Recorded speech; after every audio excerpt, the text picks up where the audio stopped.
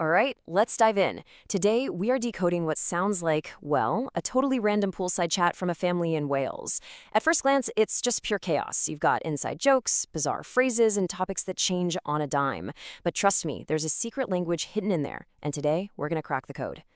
So here's how we're going to tackle this. First, we'll look at the chaotic evidence itself. Then, we're going to follow three main clues that pop up again and again. A really strange food menu, some wild conversations with the sky, and a whole cast of characters they impersonate. And finally, we'll put it all together to figure out what's really going on. So, what actually happens when you write down every single word from a family just hanging out by the pool? Well, you get a puzzle. You get a mystery written in a language that seems honestly almost alien, but is also deeply, deeply human. Our whole goal in this analysis is to crack the code of this very personal, totally unfiltered communication. Okay, so let's jump right into the raw data. When you first listen to this, or you read the transcripts, it's a lot. The conversation leaps from one thing to the next with absolutely no clear logic or transition. It really just feels like chaos. I mean, right off the bat, you get quotes like this one. Ma Glen, Ma Glen, Ma Glen. What is that? It's a phrase that's repeated almost like a chant, even though the speaker themselves admits they have no idea what it even means. It's totally baffling. And then there's this little gem, beetroot and jam. Beetroot and jam. A food combination that everyone immediately agrees is just awful. So why are they talking about it, right? These are the little fragments we have to try and piece together. To make any sense of this, we've got to put on our detective hats. We're not looking for one single straightforward meaning.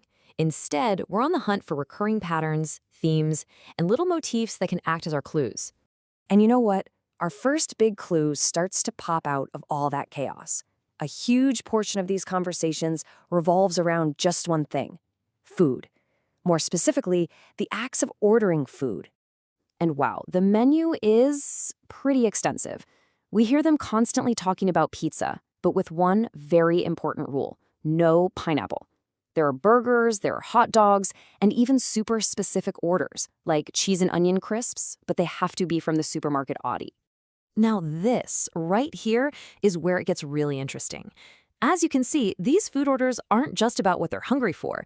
They're like conversational launch codes. The no pineapple pizza is always linked to someone named Karis. The Burger King order makes them recite an old ad slogan. And in the most bizarre twist, hot dogs become the favorite food of the man in the moon. And speaking of the man in the moon, that actually brings us to our second major theme. It's not just the people in the pool who are talking. The sky itself becomes a main character in their story. I mean, they talk about the sun and the moon like they're just part of the family, with their own schedules and their own appetites. When the sun goes behind a cloud, he's gone to sleep because it's his dinner time. And what does he want for dinner? The same thing as the man in the moon, of course: hot dogs. The sun even comes back out because he supposedly heard them mention hot dogs. And you can see just how fluid this all is. The sun, the moon, they kind of blend together, right? They're almost interchangeable, both connected by this shared, totally made-up craving for hot dogs. It's this whimsical little story they're all building together in real time. All right, our third and final big clue here is all about performance. The conversations are just jam-packed with constant requests for and deliveries of different voices, different accents, and impressions of other people. And what's wild is that there's this whole process to it, like a little three-step ritual. First, someone asks for a voice. Then you get the performance.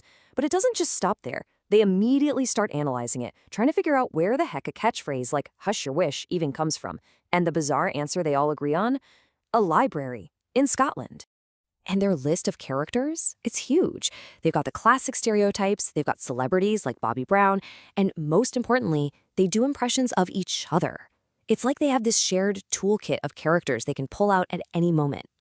Okay, so we've got our clues: the weird food menu, the sun and the moon having dinner, and this whole cast of characters. So what's the deal? What's the thread that ties all this beautiful chaos together? Well, this right here. This is the key. The missing piece of the puzzle. They know they're being filmed. As you can see from the quote, this isn't some secret recording. It's a performance for an audience, even if that audience is just the camera. And that, right there, changes everything. Now, linguists actually have a term for this kind of talk. It's called phatic communication. Basically, think of it like when you say, "How's it going?" You're not really asking for a detailed medical report. The words themselves are way less important than the act of just saying them to keep that social connection going.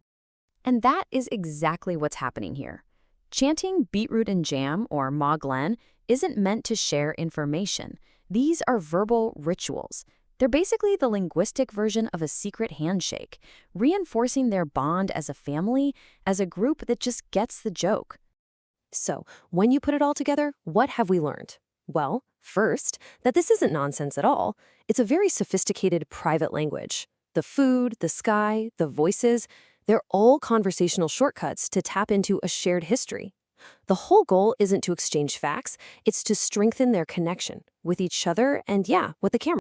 Which kind of leaves us with one last thought, right? Every family, every group of close friends has this. A private little library of inside jokes and weird references. Now, it might not involve the man in the moon wanting hot dogs, but it's there. So the real question isn't just about them, it's about you. What does your family's secret language sound like?